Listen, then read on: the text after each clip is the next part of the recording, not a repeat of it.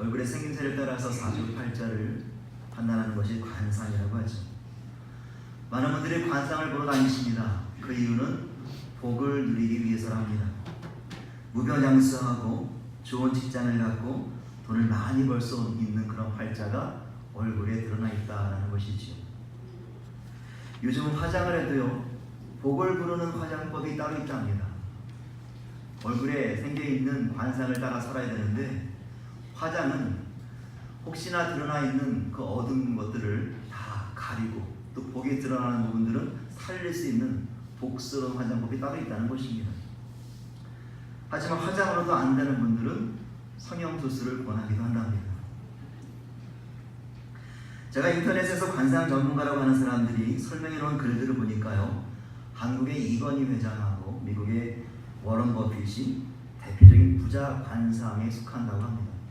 그분들의 특징은요, 넓은 이마, 자기 한번 이마를 만져보세요. 넓은 이마, 톡톡한 이 봉긋한 콧방울, 그리고 또렷한 눈매를 가진 분들이 그분들의 특징이라는 것이죠. 옆에 분들 잘 보세요. 자기 얼굴 잘 모르시니까 옆에 분들 보시면서 정말 넓은 이마를 가지셨는지 또렷한 눈매를 가지셨는지, 만약 그런 분들이 계시면 친하게 지내시기 바랍니다. 여러분 어떻게 생각하십니까? 얼굴에 따라 복이 들어온다는 말씀을 믿으십니까? 정말 얼굴의 생김새에 따라 복을 누리고 못 누리고가 결정이 되는 것입니까? 제가 미국에 와서 참 놀랐던 것은요, 미국 사람들이 정말 잘생겼더라고요. 키도 크고요, 얼굴도 잘생기고 미남이고, 눈도 저보다 한 3배, 4배 큰 것 같고요, 코도 오똑하고요, 심지어는 길거리에서 구걸하는 거지들도 잘생기지 않았습니까? 더 놀라운 것은요, 그 거지가 저보다 영어를 너무나 잘해요. 그런 사람들 보면 이마가 넓고 코가 엉긋하게 솟아있다 할지라도 그 사람들의 삶이 풍성하게 넉넉한 삶을 살아간다는 것은 아닌 것 같습니다. 얼굴이 어떻게 생겼냐에 따라서 판단한다는 것은 그 말이 맞지 않는 것 같습니다. 저나 여러분이나 우리 신앙인들은 사실 관상이 아니라 인상을 중요하게 생각해야 합니다. 관상이라는 것이 태어난 대로 얼굴의 생김새를 가지고 판단하는 것이 관상이라고 한다면, 인상이라는 것은요, 내 내면으로부터 올라오는, 내 내면이 가지고 있는 신앙의 신적 표현이 얼굴에 표현되는 것, 그것을 인상이라고 합니다. 다시 말하면 이 내면을 다스리시는 성령님이 우리 안에 계셔서 나의 상처와 아픔과 모든 것들을 치료해 주셔서 내 마음에 평안을 얻고 위로를 얻고 용기를 얻을 때, 그래서 비로소 내 얼굴이 펴지고 내 얼굴에 자신감이 느껴지고 내 얼굴이 행복해지는 그런 표현들이 나타나는 그런 인상, 그 인상이 우리에게는 관상보다 더 중요하다는 것입니다. 그래서 마음에 평화가 있고 그 마음에 용기가 있으며 그 마음에 선한 이들을 향해서 우리는 인상이 참 좋네, 이렇게 말씀을 하게 됩니다. 어떻습니까? 제 인상은 좋습니까? 감사합니다. 억지로 zor받는 것 같아요. 이것이 바로 성경이 말하는 그러한 참다운 복입니다. 세상 사람들은 복이라는 것을 밖에서 찾습니다. 세상적인 것을 찾아요. 하지만 우리는 이 내면을 터치하시고 움직여 하시고 우리를 위로하시고 우리를 안아주시고 치유해 주시는 하나님의 손길, 이 내면에서 우리는 그 복을 찾아야 합니다. 우리보다도 우리의 필요를 더 잘 아시는 하나님께서, 우리의 마음을 만져주시고 채워주시는 그 하나님께서 우리의 내면 가운데 임하여 주셔서 우리를 이끌어 가실 때 내 인상이 펴지는 줄 믿습니다. 그것이 바로 축복이라는 거예요. 사실 이 하나님이 주시는 복의 개념은요, 하나님의 창조 역사와 관련이 되어 있습니다. 창세기 1장에 보시면 하나님께서 이 땅을 말씀으로 창조하십니다. 모든 생명체들을 말씀으로 창조하시고 마지막 날에 인간을, 사람을 창조하세요. 그리고 사람을 창조하신 후에 가장 제일 먼저 하신 일이 무엇인 줄 아십니까? 창세기 1장 22절에 보면 하나님이 이렇게 말씀하세요. 하나님이 그들에게 복을 주시며, 하나님이 그들에게 복을 주시며 이르시되 생육하고 번성하여 여러 바닷물에 충만하라, 새들도 땅에 번성하라 하시니라. 하나님께서 이 땅을 창조하신 후에, 특별히 사람을 창조하신 후에 가장 먼저 하신 일이 바로 하나님의 복을 허락하신 일이더라. 하나님의 복. 그들이 생육하고 번성하는 복, 땅이 충만해지는 복, 그들을 다스려서 하나님의 세계가 온전해지는 그런 복을 제일 먼저 허락하셨다는 것입니다. 그래서 우리는 그 복을 원복이라고 부릅니다. 원복.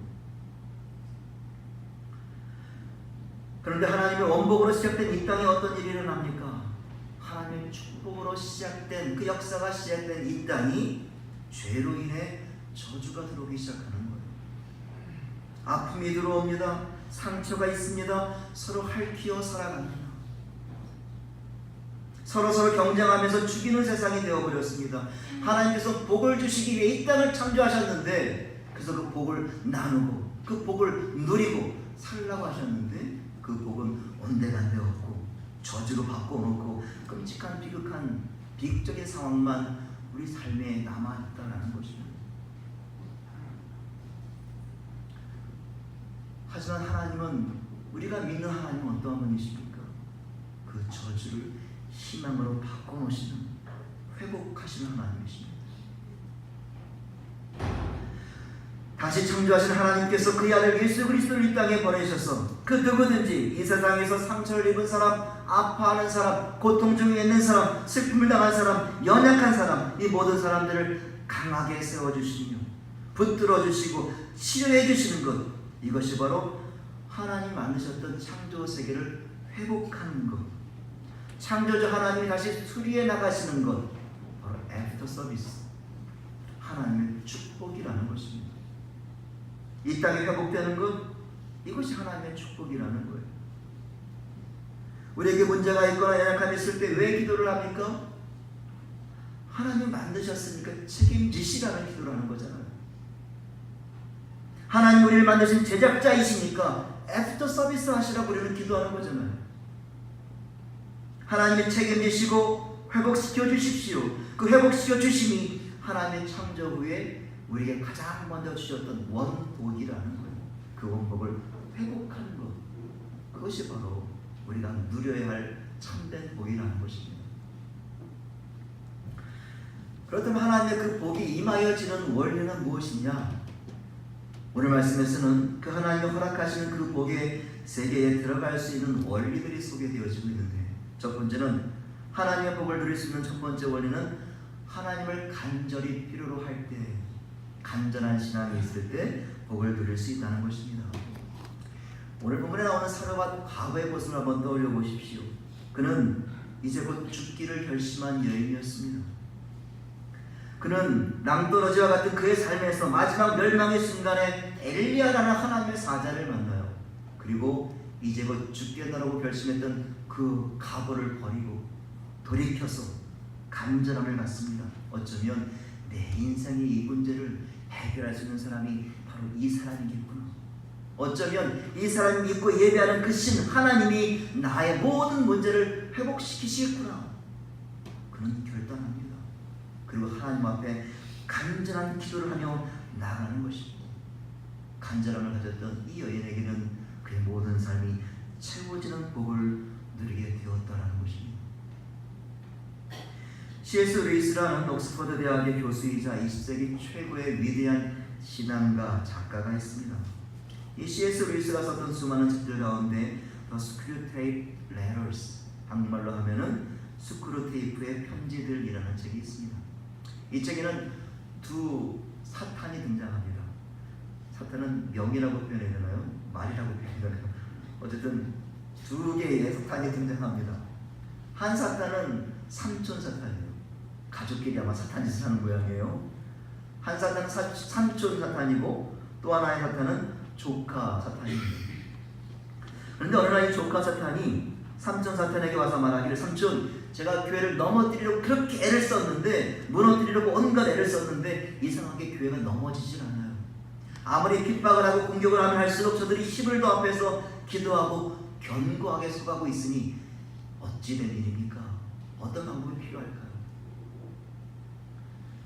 이런 고민을 가지고 있는 이 조카 사탄에게 삼촌 사탄이 하는 말이, 얘야, 그냥 내버려둬.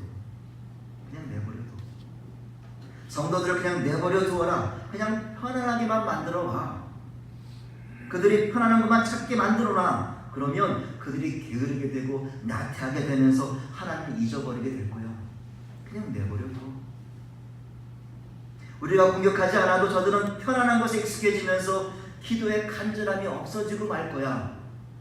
영성도 사라질 것이고 결국 그들의 신앙은 다 썩어 없어지고 말 거야. 그냥 내버려 둬. 이 이야기는 참으로 무서운 말입니다. 사탄이 교회를 공격하고 무너뜨리고 넘어뜨리는 방법을 바꾸었다는 거예요. 기독교 초기에 엄청난 박해가 있었을 때 어떤 일이 일어났습니까?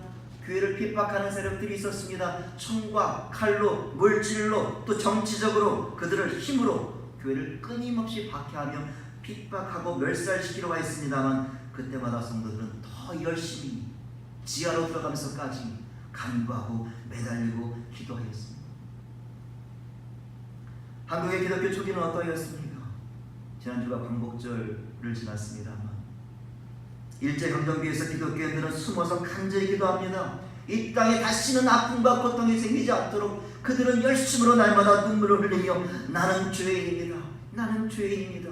하나님이 오셔야 구원되고 회복될 줄 믿습니다. 그런 고백으로 부르짖었던 이들이, 간절하게 있었던 이들이 바로 한국의 기독교인들, 초기 기독교인들이었습니다. 우리 교회가 처음에 연합했을 때 어떤 모습이었습니까? 여러분들이 어떤 문제와 아픔과 고민이 있었을 때 하나님 앞에 어떻게 나가겠습니까?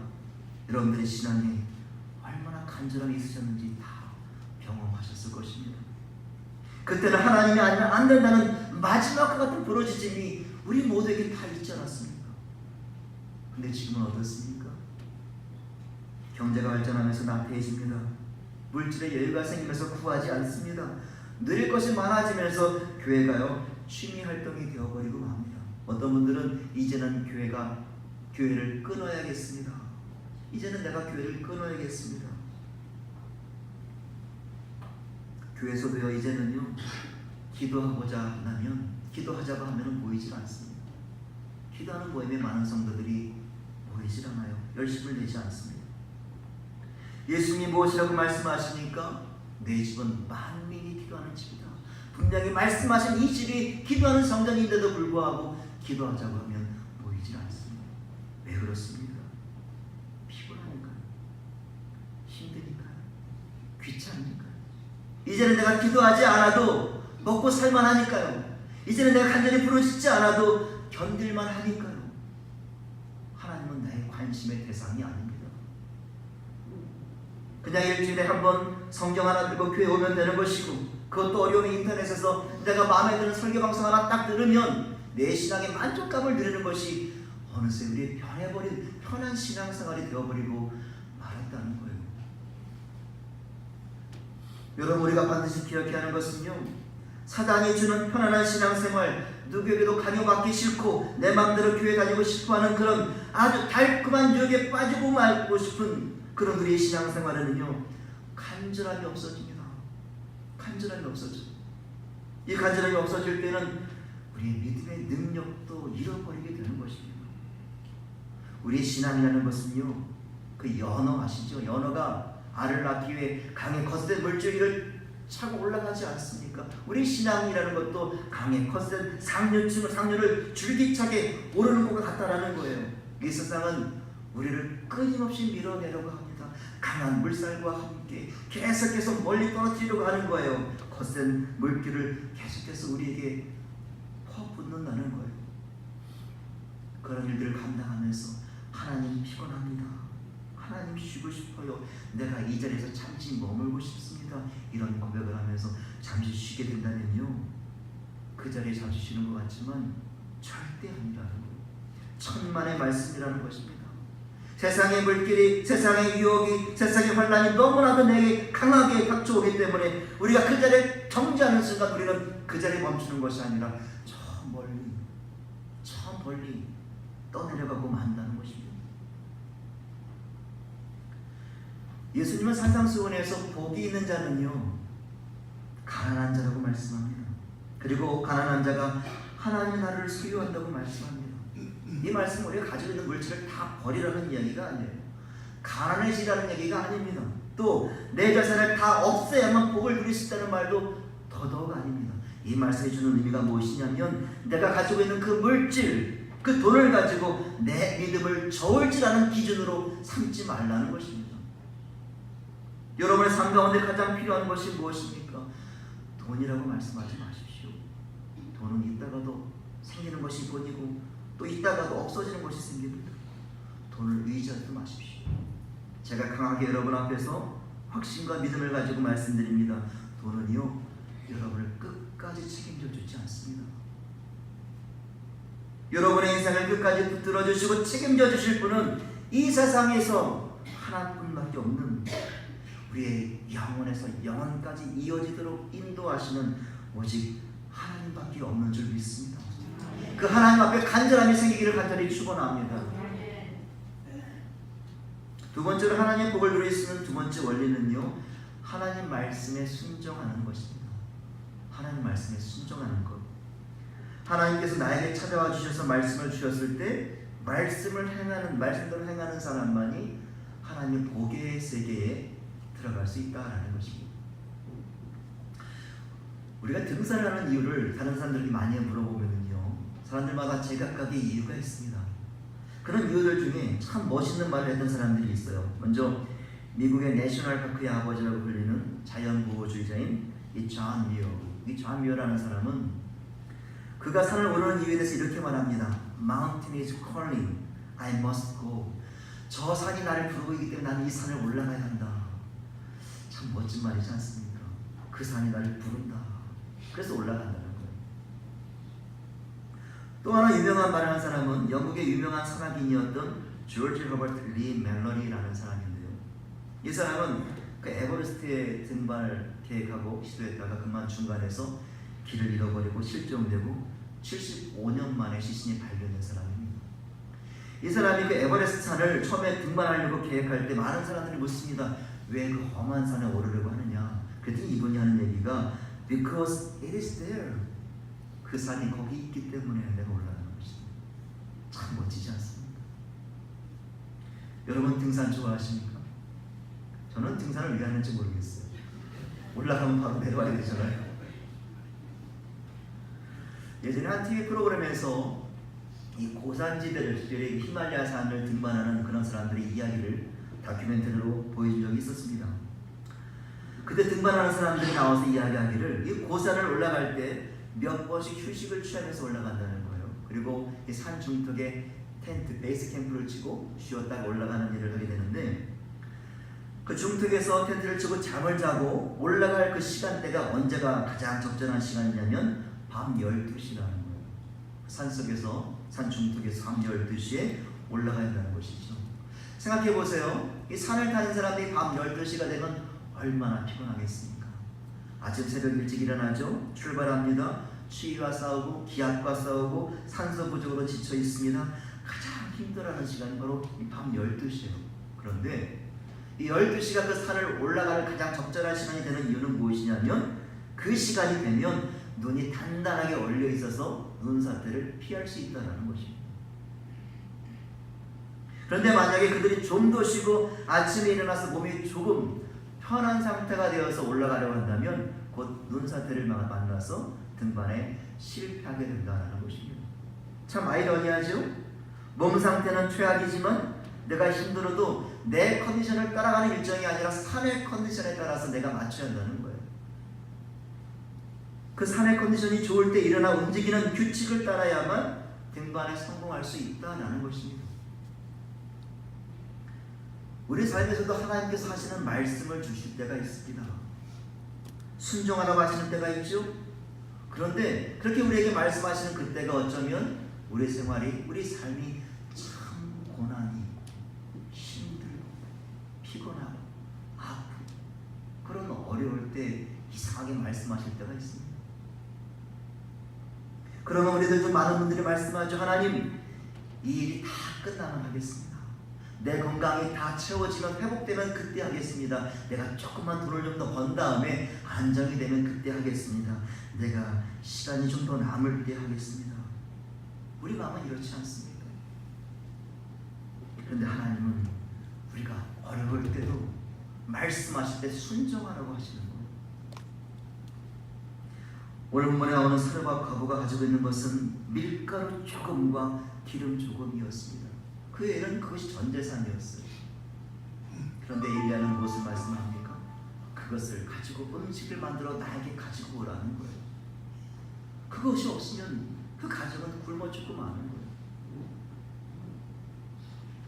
하나님 어떻게 그것까지 요구하십니까? 이런 불평이 나올 수 있습니다만 우리가 조금 더 믿음의 눈을 떠서 바라보게 된다면 하나님은 그 기름이 필요하신 것이 절대로 아니었다는 것이죠. 하나님은 그 밀가루가 필요한 것이 절대로 아니었다는 것입니다. 하나님이 원하셨던 것은 그 말씀에 순종하고자 하는 그 여인의 마음이었다는 겁니다. 우리가 공헌을 하는 이유가 무엇입니까? 우리가 하나님 앞에 물질을 드린다고 하는 것은 내가 이 세상에서 너무나 소중히 여기는 이 물질이지만 이것이 전부 하나님으로부터 왔음을 고백하는 것이 바로 공헌을 드리는 마음이에요. 내가 더 이상 물질에 얽매이는 삶이 아니라 오직 하나님께 얽매이는 삶으로 살겠습니다 고백하는 것이 공헌을 드리는 마음입니다. 내 마음은 세상에 물질을 향한 것이 아니라 오직 하나님께만 향하는 삶을 살아가겠습니다. 이것이 바로 공헌이에요. 순종의 삶도 동일합니다. 우리가 쉬울 때, 편안할 때 순종하는 것은 모든 사람이 다 할 수 있는 거예요. 하지만 하나님께서는 우리의 진정한 마음을 보시길 원한다는 것입니다. 비록 그 순종의 삶이 힘들고 어려울지 몰라도 내가 하나님을 정말로 믿고 고백하는 사람이라면, 내가 하나님을 나의 주님으로 고백하는 사람이라면 힘들 때 나와서 더 기도하기를 원하신다는 거예요.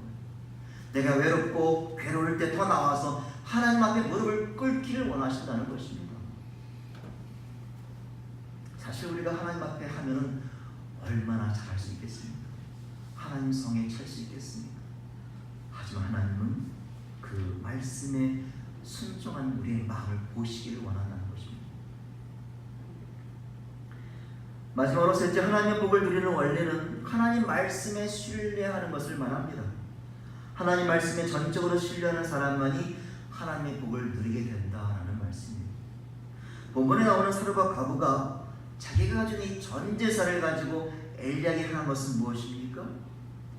그것을 가지고 어떤 일이 일어날지는 자세히 알지 못하지만 그것을 내가 믿고 그에게 드렸을 때 그가 믿고 섬기는 하나님께서 나의 삶에 무엇인가 능력이 되는, 구원이 되는, 회복이 되는 그런 일들을 보여주실 것이라는 그런 신뢰가 있었다는 것입니다. 성경에 보면 특별히 다윗이 자기보다 2배, 3배 이상 되는 그 거인 골리앗과 맞닥뜨려졌을 때 하나님 물으십니다. 다윗아, 네 손에 들고 있는 것이 과연 무엇이냐? 다윗이 무엇을 들고 있었습니까? 자그만 고사리 손에 들고 있었던 것은 조약돌 5개였습니다. 모세가 애굽에서 백성들을 구원하기 위해 달려갈 때 하나님께서는 모세에게도 물으십니다. 내 손에 들고 있는 것이 무엇이냐? 그 모세는 산에서 흔하게 구할 수 있는 작은 나뭇가지 그 지팡이 하나를 들고 있었습니다. 하나님은 소년 다윗의 손에 있었던 조약돌 5개를 가지고 거인 골리앗을 쓰러뜨리는 놀라운 능력들을 보여주십니다. 또한 모세의 손에 들려있었던 작은 지팡이 하나로 엄청난 홍해를 가르는 그런 사건을 보여주십니다. 작은 것이지만, 아주 보잘것없는 것이지만 내가 그것을 주님 앞에 드리고 맡기고 신뢰할 때 하나님께서는 그 모든 것들을 능히 감당하고도 남는 힘을 주신다는 것입니다. 이게 무엇입니까?